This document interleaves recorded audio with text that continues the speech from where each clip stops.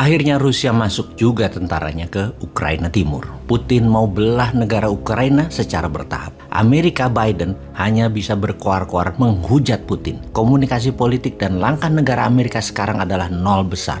Maklum, si bosman ini beraliran politik agak mirip Republikan, khususnya Trump yang pro swasta, sangat anti kebijakan Biden yang heavy on government, mirip 6 presiden di Indonesia. Sehingga komennya sinis si bosman ini atas tindakan Biden, sesinis dan sepesimis langkah kebijakan luar negeri Wakanda dan kebijakan ekonomi di negeri Wakanda. Bener deh, Biden tidak pernah berani bertemu dan kontak langsung dengan Putin. Mungkin karena sudah pikun, seperti semua orang ketahui masalah kesehatan Biden ini, termasuk lemahnya si Kikling Harris yang suka cekikikan di depan publik ketika tidak bisa menjawab pertanyaan-pertanyaan. Pastinya penasihat-penasihat Gedung Putih membatasi langkah keduanya di publik internasional. Dan inilah sebenarnya masa yang ditunggu oleh New Mind untuk bergerak.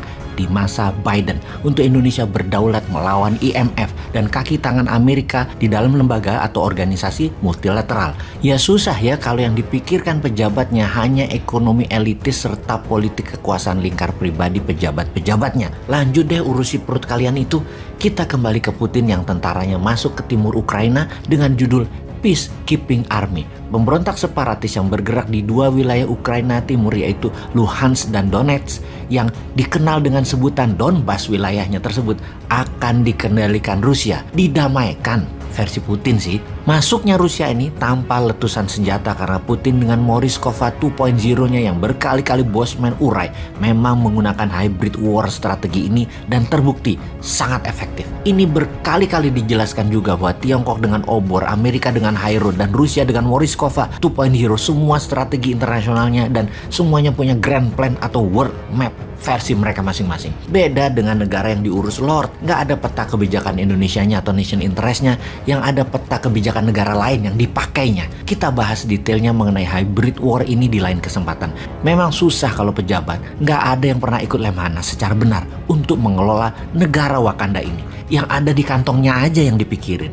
Nggak nyampe otaknya kalau menjadi pemimpin dunia bernegaranya. Kita kembali ke Donbas. Wilayah ini sejak Rusia mencaplok Crimea di tahun 2014 mengatakan kemerdekaannya dan akan bergabung ke Rusia. Dan memang Rusia sejak 5 tahun sebelum 2014 sudah pasang banyak kaki di gerakan insurgensi separatis di banyak wilayah di perbatasan-perbatasan Rusia. Mereka terus bergerak mengganggu keamanan wilayah tersebut sehingga penduduk yang bukan berbahasa Rusia banyak yang pindah. Ketika di Donbas saat ini semuanya sudah berbahasa Rusia. Ada gerakan separatis menyerang wilayah tersebut yang tujuannya mengusir mereka yang tidak sefaham beberapa minggu yang lalu. Dan inilah kode untuk Rusia untuk masuk. Dan sekarang akhirnya Rusia masuk dengan mengklaim misi perdamaian. Begitu masuk, pertempuran selesai.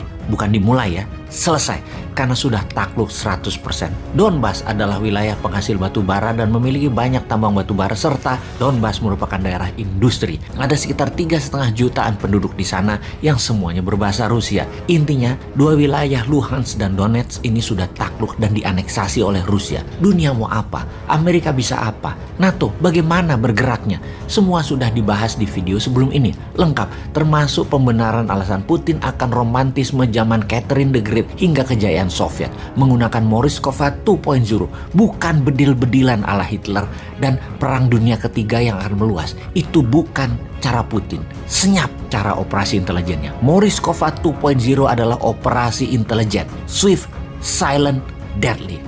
Kok sama dengan motonya Bosman ya?